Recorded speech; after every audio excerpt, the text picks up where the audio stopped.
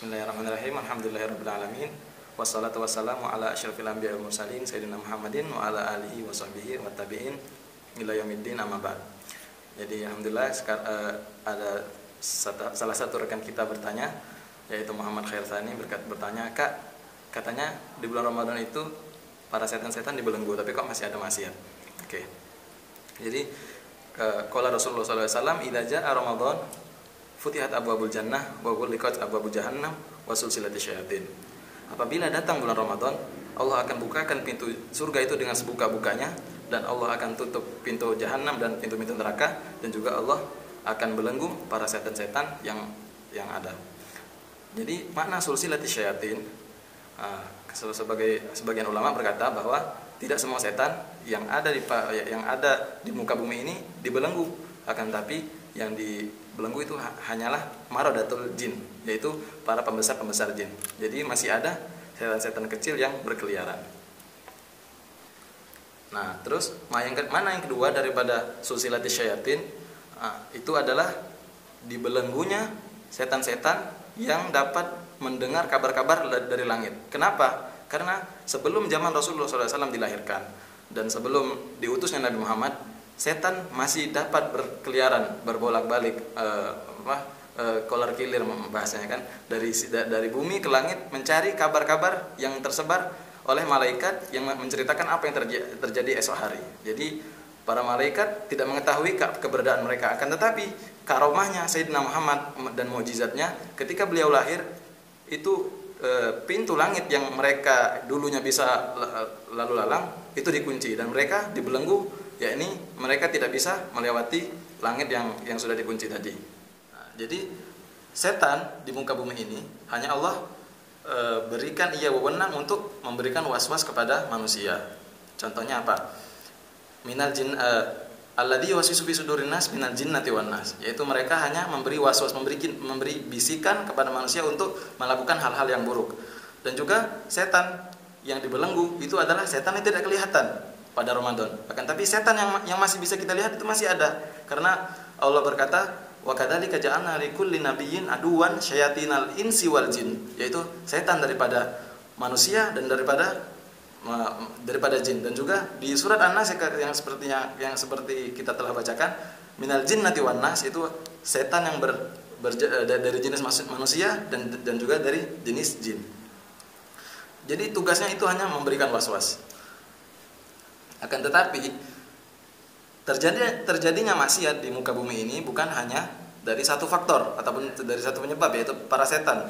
Akan tapi ada beberapa faktor yang Allah jadikan ini adalah sebab-sebab maksiat, yaitu syirarun nufus.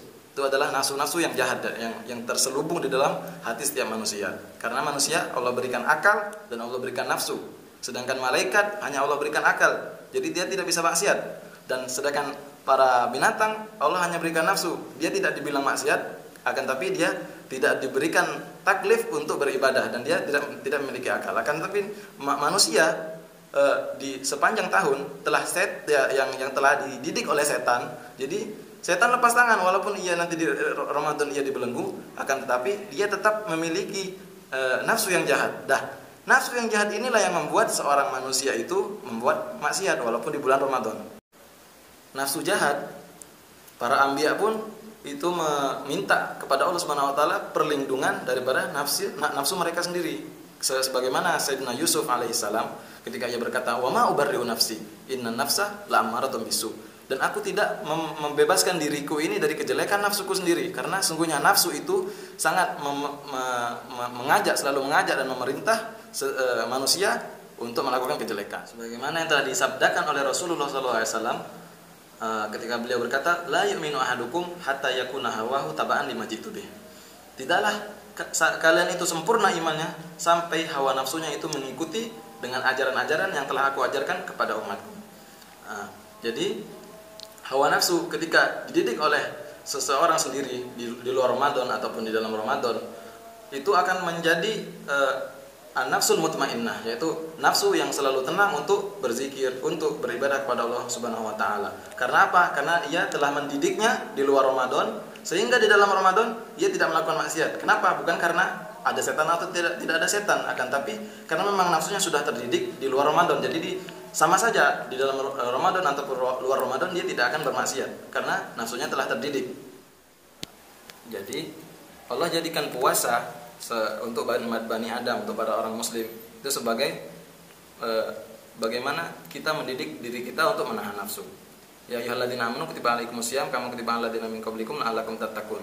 Dua orang yang beriman, sudah kami wajibkan kepada kalian itu puasa sebagaimana telah kami wajibkan kepada umat-umat sebelumnya karena agar kalian menjadi orang-orang bertakwa. Jadi ketika bulan Ramadan Allah telah berikan kita kemudahan untuk beribadah kepada Allah. Karena apa? Karena musuh kita yang tidak terlihat itu sudah Allah belenggu. Jadi tinggal musuh yang ada di dalam diri kita, yaitu anak nafsu. Jadi kita dalam bulan Ramadan itu seolah-olah kita berperang dengan hawa nafsu kita sendiri. Sedangkan musuh yang membuat nafsu kita selalu mengajak ke kejelekan itu sudah Allah belenggu. Jadi dan juga kita saksikan bahwa di dalam bulan Ramadan itu orang beribadah lebih banyak daripada di luar Ramadan. Sebagaimana kita sholat tarawih, kan mungkin kita di luar Ramadan kita mungkin sholat duha 2 rakaat, 4 rakaat. Tapi ketika kita bulan Ramadan kita bisa sholat 20 rakaat. Kan itu daripada penampakan yang Allah berikan kepada umat Islam bahwa setan itu sudah dibelenggu.